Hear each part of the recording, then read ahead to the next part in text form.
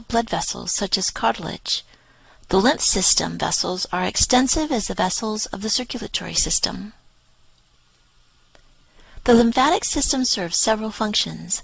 It controls fluid balance by draining and cleansing the fluids that leave the circulatory system to deliver nutrients and gases to the tissues.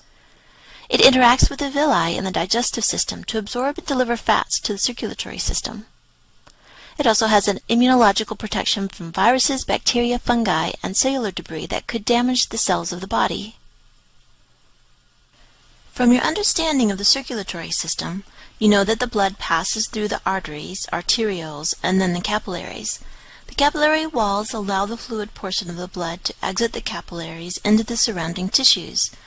Once the fluid leaves the capillaries, it is called interstitial fluid. About 90% of this fluid will diffuse back into the capillaries because of the difference in concentrations of the fluid. However, about 10% of the fluid will enter the open-ended lymph vessels. Once the fluid has entered the lymph vessels, it's now called lymph. These vessels eventually deliver the lymph to locations where the lymph can be cleansed of debris and checked for the presence of pathogenic organisms. How it gets the lymph there is pretty amazing. There is no heart for this system of vessels to pump the lymph around. So how does the lymph get to the locations it needs to be delivered to? The lymph moves through your body when you move your skeletal muscles. The contraction of skeletal muscles squeezes the nearby lymph vessels, pumping them. This pushes lymph through the vessels. In addition to the contraction of skeletal muscles, there are two other means by which lymph travels through the lymphatic system.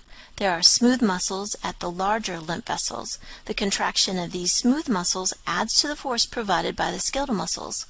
Also, when we breathe, pressure changes occur in the thoracic region. When the thoracic pressure drops, that tends to pull lymph into the thoracic duct. One-way valves prevent the lymph from flowing backwards. The function of fluid balance is seen best, perhaps, when it goes awry. When the lymphatic system is prevented from doing its job, the fluids build up in the tissues. Edemas is the term given to this medical condition. Mild edema can occur during pregnancy when the weight of the baby slows the ability of the vessels to move the lymph up the body. More serious levels of edema can occur in a tropical disease called elephantitis, in which a parasite blocks the vessels, and the edema that is produced looks a lot like having legs of an elephant. Some lymph tissue is very diffuse, with no clear boundaries. You can actually feel some when you rub your lower inner lip with your tongue. Others are more organized into groups, and these are called lymph nodes.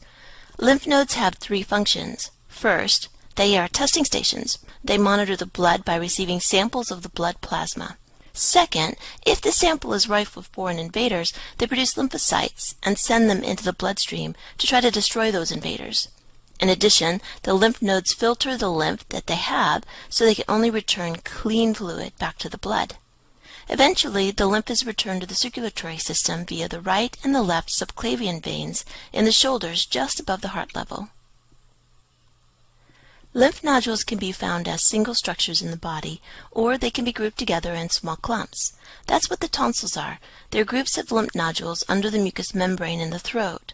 These lymph nodules form a protective ring around the throat strategically located to protect the body from foreign invaders.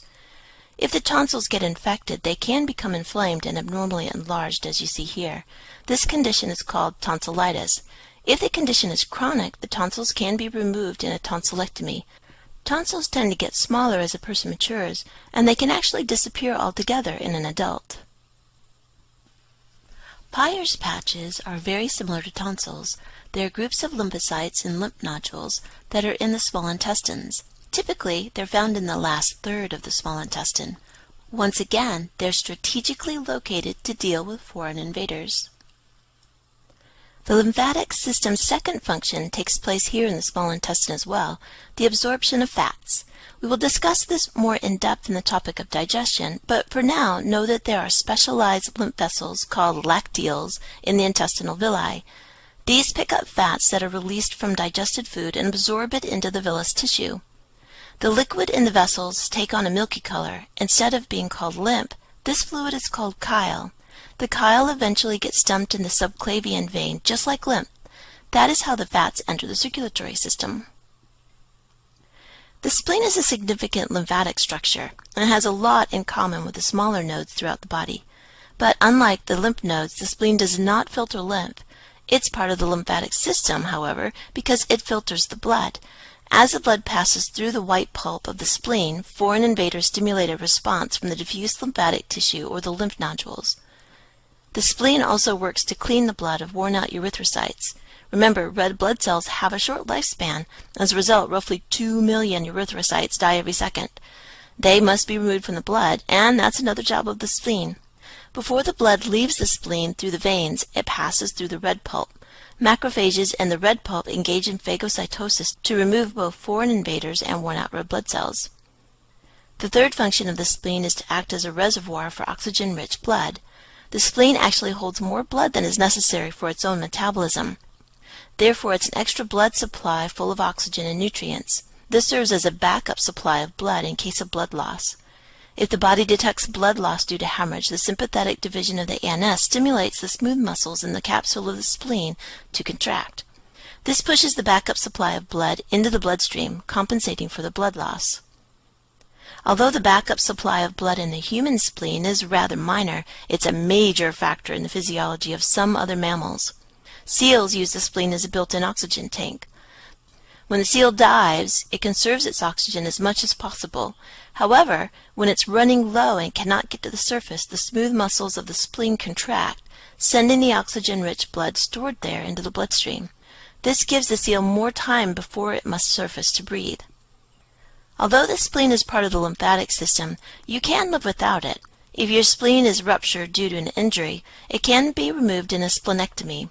This is often necessary in order to stop internal bleeding because the spleen is so vascular. Once your spleen is removed, tissues in the liver as well as other lymphatic tissues in the body take over the first two tasks of the spleen. Of course, the overall function is not as good as when the spleen was present in the body. As a result, people who have their spleens removed are more susceptible to infections and more sensitive to hemorrhage. The spleen is roughly the size of a clenched fist. Unlike lymph nodes, however, the capsule or outer cover of the spleen contains smooth muscle tissue. Extensions of this capsule, called trabeculae, make up the skeleton of the node. The lymph nodes are fed by several afferent lymph vessels. However, lymph exits through just one efferent lymph vessel. Reticular fibers extend from the trabeculae, forming a net of connective tissue throughout the lymph node. Inside the spleen, there are two types of tissue, red pulp and white pulp. The white pulp is composed of diffuse lymphatic tissue and lymph nodules, much like the lymph node. This white pulp surrounds the arteries which enter the spleen. The red pulp is made of twisted veins and reticular fibers which are full of blood cells which were in the capillaries of the spleen.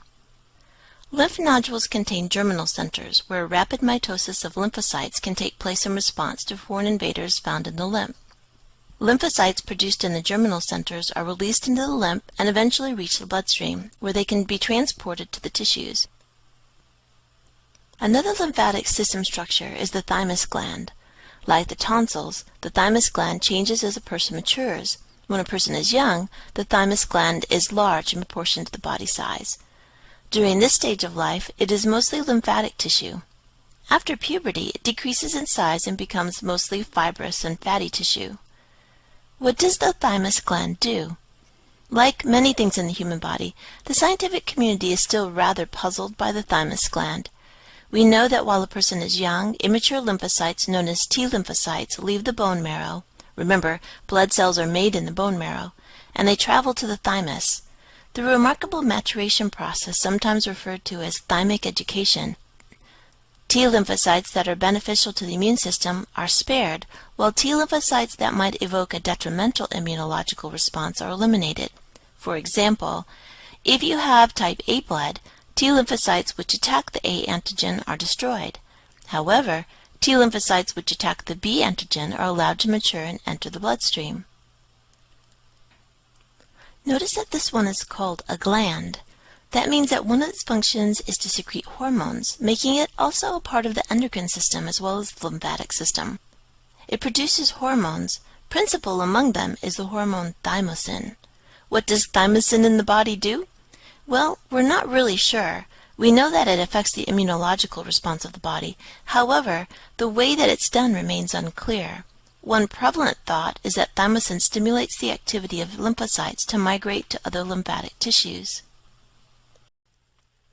The systems of the body interact quite a bit. This is especially evident when discussing immunity. Many of the things that give us immunity are not part of the lymphatic system. Instead, they're part of another system and simply aid the lymphatic system in its job. Pathogens are organisms that can make us sick. Pathogens come in several forms. Bacteria can be a pathogen. These are the ones that give you sinus infections, infected cuts, meningitis, etc. But not all bacteria are pathogenic. We couldn't live without some of them. There are also pathogenic fungi. Most of the pathogenic fungi are single-celled organisms called yeast. Pathogenic yeast can cause athlete's foot, thrush on the tongue, vaginal yeast infections, and so on. There are parasites as well, such as pinworms, roundworms, tapeworms. There are viruses. A virus is a bit of DNA or RNA that's wrapped in its own protein coat. Since it has none of its own cellular machinery, it invades other cells and hijacks the cell's machinery to make proteins and copies of itself. In the end, the cell gets so filled with these copies that the cell ruptures. Then those copies end up going on to infect new cells, and the whole process keeps rolling. There are cancers. Now, these are actually our own cells that have been damaged. They can't control their functions any longer, so what happens is they end up, instead of dying like they're supposed to when they get worn out, they undergo uncontrolled mitosis, continuing to make copies of themselves. This makes a tumor that keeps growing and growing until surrounding tissue is crowded out and becomes damaged. That's usually the point where most people realize they have the cancer. Other things that can happen with cancer is that the cancerous cells can break loose of the main tumor and spread in other places of the body, setting up tumor growth in those locations. Though not an organism, there are also toxins. These are also harmful to the body, and the immune system has to deal with those as well. The first line of defense is our non-specific immunity system. What that means is that the defense is not targeted against a specific invader. Instead, it's an innate defense against a variety of pathogens. We'll take a look at skin, mucus, urine, stomach acid, tears, and symbiotic organisms. The systems in this section act as the first line of defense and either keeps pathogens out, as in the case of skin, or they try to trap or kill pathogens before they get very far in the body, as in the case with mucus and gastric juice. The vast majority of pathogens do get stopped at this first line of defense. The skin is part of the integumentary system. The keratin in skin cells make skin waterproof, and it allows the skin to act as a barrier, keeping foreign invaders out of the body. Sweat washes the surface of the skin. It also helps lower the pH of the skin. Those low pH environments inhibit the growth and activity of many pathogens. The sebaceous glands secrete oil, which contains antibacterial substances. Some epithelial tissues, such as that found in the sinuses, trachea, and cervix, secrete mucus. This mucus traps and catches microorganisms so that they cannot go anywhere. Once the pathogens are trapped in the mucus, the body needs to get rid of them. That is accomplished by cilia on certain cells that line the mucus-producing epithelium. These cells beat their cilia, moving mucus toward the mouth or nose. We can then blow our nose, cough, or swallow the mucus so as to get rid of it. The cervical mucus is a nonspecific defense against infection. But in addition, cervical mucus contains antibodies, which are part of the acquired immune system. Thus, cervical mucus is a mixture of nonspecific and specific defense. Urine is also a very important first line of nonspecific immunity. Any opening to the outside is a potential place for infection. Urine washes out the tract that leads to the outside. It helps fight off any organisms attempting to enter the body that way. The acid in the gastric juice kills most pathogens. Thus, swallowing our own mucus helps us kill pathogens that are stuck in the mucus. If we eat food that contains bacteria, as most food does, the gastric juice in our stomach kills those bacteria before they can do any damage. Tears contain an enzyme called lysozyme. This enzyme breaks down the cell walls of many bacteria. The term lyse means to break, so lysosome is an enzyme that breaks cell walls. Lysozyme is the main reason that we rarely get eye infections. The tears bathe the eye in lysozyme, killing bacteria which try to infect it. However, sometimes even the lysozyme in tears is not enough to kill the bacteria invading the eyes. When that happens, the eye gets infected. The most common bacterial infection of the eye is known as pink eye. There is one more first line of innate immunity: symbiotic organisms. There are a host of symbiotic organisms which live throughout the body. Bacteria in our intestines, for example, produce vitamin K, and in return we provide food and a place for them to live. Those symbiotic bacteria flourish in our intestines, and their population can actually squeeze out populations of pathogenic bacteria and fungi which might get past the stomach. In addition, symbiotic bacteria and fungi that live on our skin and consume our sweat produce lactic acid, which fights off both pathogenic bacteria and fungi. Now we are to our second line of defense, the immune system. There are two big divisions in the immune system: innate immunity and acquired immunity. Innate immunity is a nonspecific immune response because it's the same regardless of the pathogen or toxin encountered. You have this as soon as you're born. You cannot get distemper, for instance, because you have an innate immunity to this disease common to dogs. Acquired immunity is an immunity response targeted at a specific pathogen or toxin. When we catch and then recover from a certain disease, we might become immune to that specific disease. However, that immunity will not help us fight off another disease. For instance, chickenpox immunity won't help you against the measles. The immunity we acquire once we get chickenpox is specific only to the chickenpox virus. The immune tactics we'll now take a look at target a specific type of invader. It could be a whole group, such as bacteria or viruses, or be very specific to a particular pathogen, such as the chickenpox virus.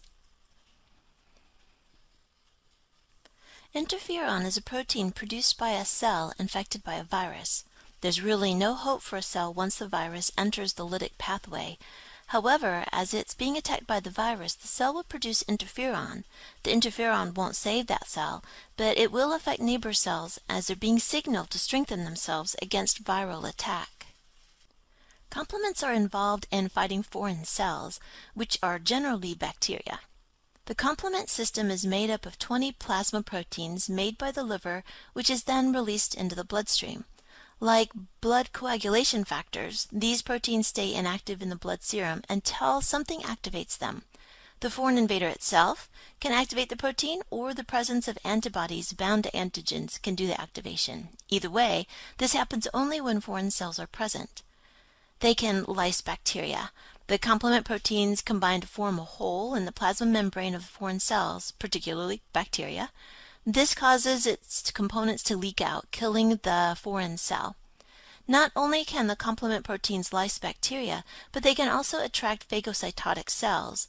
The phagocytotic cells can then destroy the bacteria by eating them. These proteins can help promote inflammation. You might think inflammation's bad, but it can be a very good thing. Inflammation is a sign that there's a war going on between your body's defenses and an invader. This signal can rally the troops, bringing more disease-fighting mechanisms to bear. When the body's cells are under attack, they send out chemical signals that are picked up by the basophils, which are attracted to those signals. The basophils in turn release a variety of chemicals: leukotriene, prostaglandin, heparin, and histamine. Heparin inhibits blood clotting, allowing the wound to wash out any foreign matter that may have been introduced during the injury. Histamine triggers inflammation or vasodilation. Vasodilation is when the vessels dilate, making them larger. This brings in additional blood flow to the area so that the area has additional resources for fighting any infection. In addition, the dilation makes it easier for white blood cells to squeeze between the vessel cells in order to enter into the tissue that's damaged and infected. This process is called diapedesis. If the infection stays contained to the one location, it's called a local inflammation.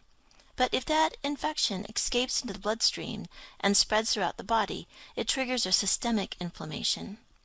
There are many types of white blood cells that will become active in fighting an infection. The basophil is merely the first type. We'll learn more about the other types in a moment. Any bacterium or a virus can potentially be attacked by white blood cells, so they're nonspecific. White blood cells generally have about a 12-hour lifespan, and they're produced in the bone marrow. The neutrophils and monocytes are phagocytes. That means they can eat other cells. Neutrophils are typically the first of the two phagocytotic white cells to respond.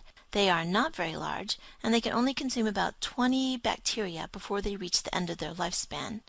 They can consume fungi and some viruses as well. They hang out in the liver, spleen, and lungs until needed. The next to respond are the monocytes. These are the larger phagocytotic white blood cells, the big eaters. Once they enter the tissues, they are called macrophages. These big boys can consume about 100 bacteria in their lifespan. They also tackle the really large pathogens, such as parasites. These white blood cells will hang out in the tissues, near vessel walls, and around the lymphatic vessels. Eosinophils are also part of our innate immune response. These cells reduce inflammation. Why would the body have one type of cell that promotes inflammation and another type that reduces it? Well, inflammation can be a good thing, but too much inflammation can be very bad. Thus, inflammation must stay under control. Eosinophils contain enzymes that tend to break down inflammatory agents, keeping inflammation under control. Pyrogens are chemicals which promote fever by acting on the hypothalamus. Sometimes your own white blood cells will release pyrogens in order to help develop a fever. These pyrogens travel through the body and affect the hypothalamus. The hypothalamus controls body temperature. Chemical reaction rates increase with increasing temperature. A fever speeds up the immune system. The mitosis of the white blood cells go faster, increasing the white blood cell population. Also, a higher temperature is often not good for the invading microorganisms. Bacteria especially like cooler temperatures. Humoral immunity is an immunity which comes from antibodies in the blood plasma. Since humoral immunity comes from the actions of antibodies, we should concentrate first on what antibodies are. First of all, antibodies are proteins. Basically, antibodies are made of 4 polypeptide chains, 2 identical heavy chains and 2 identical light chains. These chains are arranged in a Y shape. The parts that you see in red are variable regions. These designate what the invader will fight. They are antigen binding sites that allow them to grab onto invaders. It's sort of like a key fitting into a lock. The parts in blue and yellow are constant regions. They will determine how the antibody will fight. Each antibody class fights in a different way. 1. They could bind directly to the antigen. This would be the job of immunoglobulin D. They can bind the antigens together, and that would be immunoglobulin A. They can activate complement. That would be the job of immunoglobulin M, but scientists have found that immunoglobulin G can do this as well. They can stimulate phagocytosis. This would be immunoglobulin G's job. And they could stimulate inflammation, and that would be immunoglobulin E. We need to point out one more thing about the production of antibodies. Remember that a person cannot produce antibodies against antigens which he or she has in their own cells. For example, if you have type A blood, you cannot produce the antibody against the A antigen. However, if you are suddenly exposed to type B blood, you will immediately start producing antibodies against the type B antigen. Thus, your lymphatic system knows your blood type and knows how to spot an erythrocyte from another blood type. How does the lymphatic system know your blood cells from other blood cells? Well, there are about 20 specific glycoproteins which exist on the cell membrane of every cell in your body. This collection of proteins is called the Major Histocompatibility Complex, or MHC for short. The structure of these proteins is determined by 20 genes in your DNA, each of which has more than 50 alleles. Thus, there are literally billions of combinations of these alleles, and each combination produces a unique MHC. As a result, it's virtually impossible for two people to have identical MHCs unless they're identical twins. The MHC then is a fingerprint for your cells. Any cell that has your MHC will not be attacked by your lymphatic system because the cell has the correct fingerprint. Antibodies are produced by B cells, which are specialized lymphocytes. Like all blood cells, these lymphocytes are formed from the stem cells in the bone marrow. They are formed with antigen binding sites on their plasma membranes. When exposed for the first time to the antigen for which they are specific, these sites bind to the antigen. and the B cells begin to proliferate. The proliferation produces two types of B cells. The plasma B cells release their antibodies into the plasma so that the antibodies can attack the antigen to which they can bind. After the infection, most B cells die, but the memory B cells are long-lived B cells which do not release their antibodies. Instead, they circulate in the body waiting for the next attack by the antigen. This allows the body to respond quickly to any subsequent infection by the same antigen. Memory B cells are the means by which vaccinations provide immunity to certain pathogens. There are two basic types of vaccines. The first type contains a weakened form of the pathogen itself. Since a pathogen is weakened, your body's immune system will destroy it before it can overtake your body. Thus, even though the vaccine actually contains a disease-causing pathogen, the vaccine is safe because the pathogen is so weak that your immune system will destroy it. The other type of vaccine contains a synthetic chemical that makes the body react the same as if a certain pathogen has entered the body. This type of vaccine then mimics a real pathogen, causing the immune system to react and produce antibodies as well as memory B cells. Even though memory B cells are long-lived, they don't last forever. Thus, some vaccines require a booster to boost the memory of the infection. When the body is first exposed to a pathogen, the B cells will produce a primary response. This response fights the infection and produces memory B cells. The memory B cells will then produce secondary responses if the pathogen infects the body again. Cell-mediated immunity is an immunity which comes from the actions of T lymphocytes. T cells deal primarily with cells found in the body, such as cancerous cells or cells harboring viruses. T lymphocytes respond to the chemicals released by the macrophages. T cells originate in the bone marrow, but they mature in the thymus gland, and the T in the T cells stand for thymus. T cells, like B cells, have antigen receptors. However, these receptors are not associated with antibodies. Instead, they simply allow the T cells to recognize molecules which are on the plasma membranes of other cells. This helps the T cells distinguish between cells which belong to the body and cells which do not. When a cell has been invaded, it often produces MHC proteins that are not part of the fingerprint of the body's cells. This then makes the cells look foreign to the T cells, and the T cells react. Even cancerous cells usually produce aberrant MHC proteins, which once again causes the T cells to react. They divide and specialize into different types. Cytotic T cells puncture any cell in the body that are infected with viruses or are cancerous. Helper T cells connect to the macrophages via a major histocompatibility complex and greatly increase the rate of cell division of all lymphocytes, helping the defense system cope with more pathogens. The well-publicized disease known as AIDS, or acquired immune deficiency syndrome, is caused by the human immunodeficiency virus HIV. This virus destroys helper T cells. As the population of helper T cells in the infected person diminishes, pathogens which would normally not be able to get through the immune system are able to take hold, because B cells and cytototic T cells production is limited. Cytotic, or killer T cells, and helper T cells are classified as effector T cells. Memory T cells store the chemical compositions of pathogens and the attacks against them. Suppressor T cells shut down the immune system in case the attack is against the body itself, an autoimmune response, or when the immune response is over. Another type of effector T cell is the delayed hypersensitivity T cell. This kind of T cell responds to antigens by releasing chemicals which promote inflammation. They also promote phagocytosis by attracting macrophages through chemotaxis. These cells are particularly active in allergic reactions. For example, the itching and burning sensation caused by poison ivy is a delayed hypersensitive T cell response to antigens produced by skin cells which interact with poison ivy. There are 4 basic ways that acquired immunity can be stimulated in the body. The first and most obvious is active natural immunity.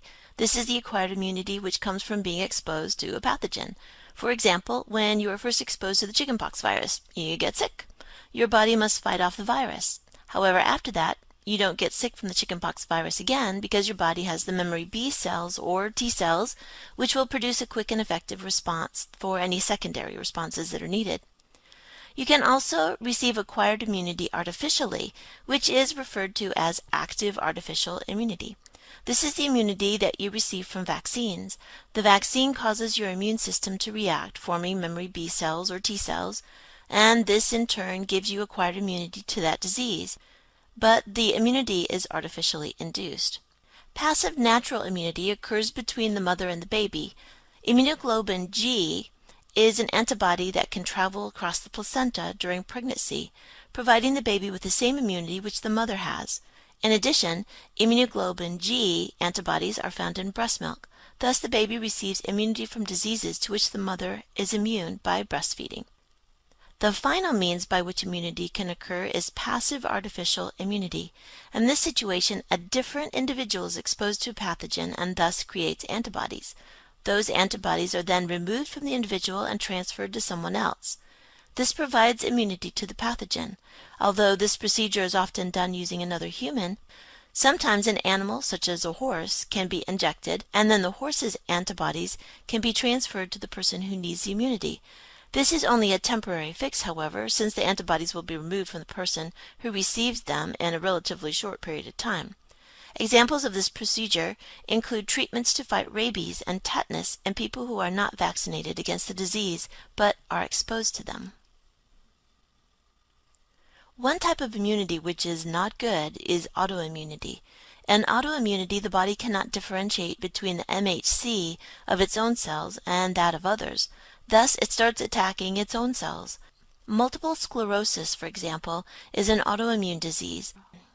The lymphatic system cannot distinguish between neuroglia of the body and foreign neuroglia. As a result, the lymphatic system begins attacking the myelin sheaths of the nerves. This causes a loss of control of the skeletal muscles and a loss of sensation. The body's defenses are designed much like that of a well-built fortress. The blood is regularly checked and cleaned by both the lymph vessels and lymph nodes, as well as the spleen. In addition, the body has two lines of innate defense against pathogen, each of which has several different components. Finally, the body has an incredible means of acquiring immunity to specific diseases and remembering that immunity so the pathogen can never successfully cause another infection. Finally, each cell in the body produces an elaborate display of proteins which tell the body whether or not the cell is native to the body or a foreign cell which must be destroyed. Indeed, this world is a dangerous place in which to live.